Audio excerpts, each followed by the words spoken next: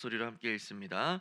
하갈이 자기에게 이르신 여호와의 이름을 나를 살피시는 하나님이라 하였으니 이는 내가 어떻게 여기서 나를 살피시는 하나님을 배웠는고 함이라. 이러므로 그 샘을 부엘라 헤로이라 불렀으며 그것은 가데스와 베렛 사이에 있더라. 아멘. 하나님이 하갈이 자신이 임신했다라는 사실을 깨닫고 여주인 사례를 업신여기죠. 결국 하갈은 주인의 집에서 쫓겨나게 되고 광야를 헤매게 됩니다. 하나님께서는 어느 샘물 곁에서 그렇게 헤매고 있는 하갈에게 주인에게 돌아가 성실히 섬길 것과 태어날 아들에게 이스마엘이라는 이름을 지어주라고 그렇게 말씀을 하십니다. 해당 말씀으로 은혜를 나눕니다. 내용 관찰 1번. 하나님의 사자는 하갈에게 어떤 명령을 합니까? 구절을 보면 여호와의 사자가 그에게 이르되 내 여주인에게로 돌아가서 그 수하에 복종하라 라고 말씀하셨어요. 자신의 본분으로 돌아가라는 말씀이고 또 아브라함의 보호 아래로 들어가라 라는 말씀입니다. 내용 관찰 2번. 하갈은 하나님의 사자를 만난 후에 어떤 고백을 합니까?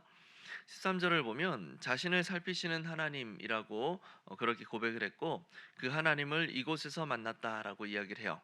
그러면서 14절에서 그 샘 이름을 부엘라 헤로이라고 그렇게 불렀다고 밝히고 있습니다. 해설 박스 위에 주석을 보면 이 우물의 이름을 나를 살피시는 살아계신 이의 우물이라는 뜻으로 그렇게 해설해주고 있죠. 연구와 묵상. 하나님께서는 왜 하갈에게 사라에게로 되돌아가라고 명령을 하십니까? 하나님께서 하갈에게 너의 주인에게로 돌아가서 그에게 복종하라라고 하는 이 명령은 단순히 복종하는 것 자체만을 이야기하는 것이 아니라 오히려 아브라함에게 있는 그 하나님의 언약 안으로 들어가라라는 말씀이에요.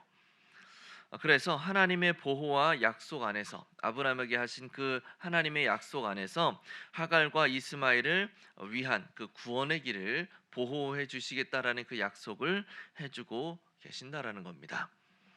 하갈이 비록 여주인을 업신여기는 큰 죄를 저질렀지만 하나님께서는 그녀의 고통을 직접 보시고 또 그녀의 소리를 직접 들으심으로 하갈을 찾아가 은혜를 베풀고 계시는 겁니다. 메시아의 계보를 잇는 중심 인물은 아니지만 큰 민족의 조상 하나님의 약속을 받은 자손 하갈의 눈물에 응답하신 하나님의 그 신실하심을 보여주는 증거라고 할 수가 있는 거예요.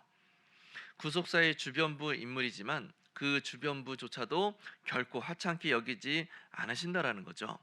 오히려 하나님의 관심은 중심을 포함한 또 그 주변 모두를 포괄하는 은혜라고 할 수가 있는 겁니다. 또 다른 측면을 한 가지 또 살펴보자면 구속사적으로 접근해 볼 때 이 이스마엘과 그 후손은 구속사의 중심인 이스라엘 민족의 가장 큰 적대 민족이 됩니다. 하나님은 이스마엘을 통하여서 하나님의 백성들이 죄로 물들었을 때 하나님께로 돌아오도록 만드는 도구로서 사용을 하시는 거죠.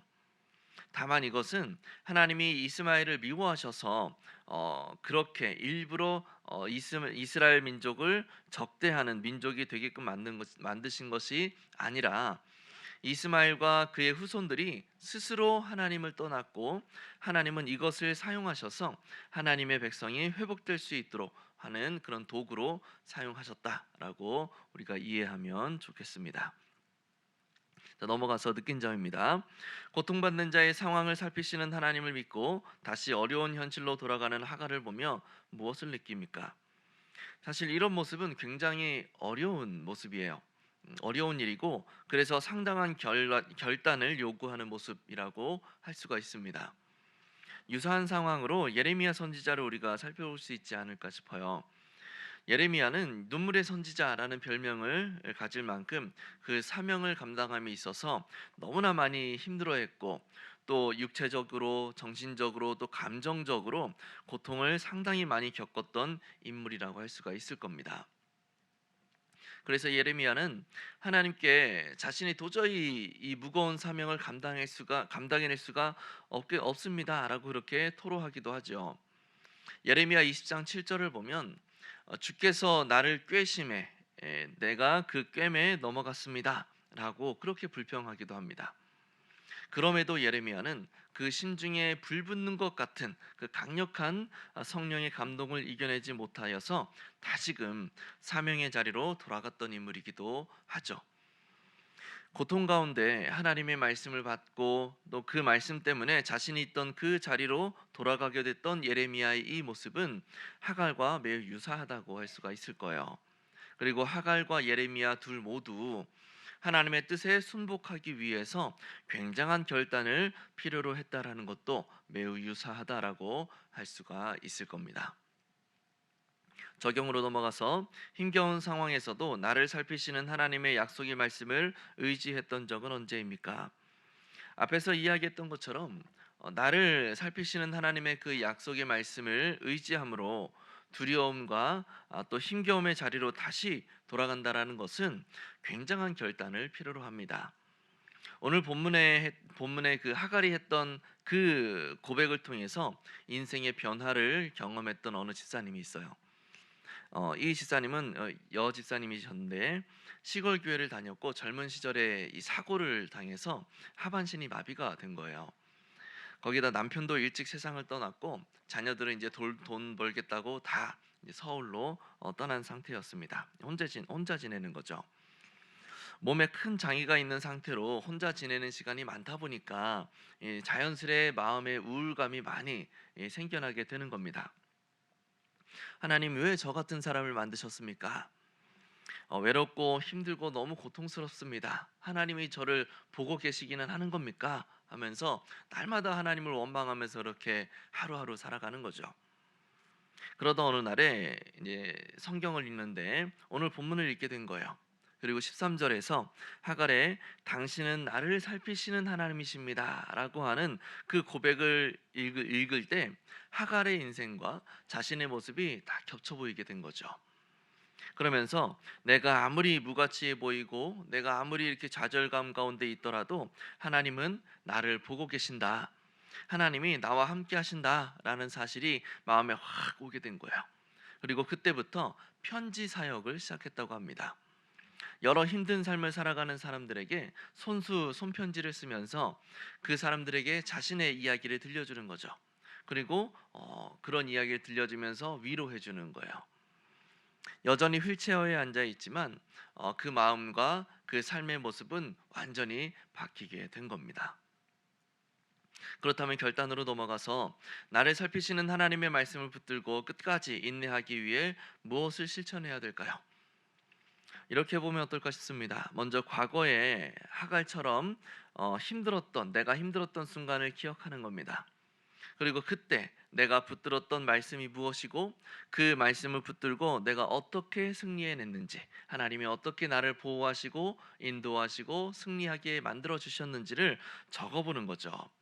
이것을 적어보면서 하나님께서 나를 지켜보신 역사, 나와 함께 하셨던 역사를 내가 되새겨보는 겁니다.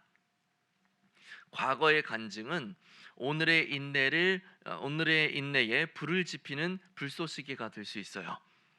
이것을 기록해가는 여정은 우리의 삶에 하나님의 역사와 하나님의 보호하심과 인도하심에 대한 강한 믿음을 형성할 수 있도록 분명히 유익하게 작용할 수밖에 없습니다. 아무쪼록 우리 모두가 힘겨운 상황들 속에서 하나님의 말씀을 붙들고 다시 순종의 자리로 나아갈 수 있게 되기를 바랍니다. 그리고 그 순종의 이야기들이 우리의 삶에 차곡차곡 쌓여가서 더욱 성숙한 순종의 사람으로 성장해 갈 수 있는 우리 모두가 될 수 있기를 예수님의 이름으로 간절히 축복합니다. 기도하겠습니다. 오늘 말씀을 기억하며 먼저 순종의 이야기들을 통해 더욱 성숙한 순종의 사람으로 성장하게 하옵소서. 또 고통받는 내 상황을 살피시는 하나님을 기억하며 약속의 말씀을 힘써 바라보며 살아가게 하옵소서. 또 6월 집중기도 제목입니다. 성도들이 은사와 직분에 따라 온전한 섬김을 실천하게 하옵소서. 예수님의 섬김과 헌신을 본받아 신실히 살아가는 자들이 되게 하옵소서. 이와 같은 기도 제목으로 기도하시고 개인 기도하시고 자유롭게 돌아가시면 되겠습니다. 주여 한번 부르고 기도합니다. 주여. 하나님, 우리의 마음을 주님께 수장해 주시기 원합니다. 우리의 마음이 주님께로 집중될 수 있게 원합니다. 우리의 삶 가운데 아버지 우리를 붙드시고 보호하시는 하나님의 그 보호의 역사, 나와 걸음을 함께 하셨던 하나님의 그 역사를 우리가 기억하며 우리의 오늘의 이 삶 가운데 인내의 불쏘시가 될 수 있도록 하나님 붙들어 주시옵소서. 그리하여 순종의 그 이야기들을 통하여 더욱 큰 순종의 삶을 살아낼 수 있는 우리의 삶이 될 수 있도록 붙들어 주시옵소서.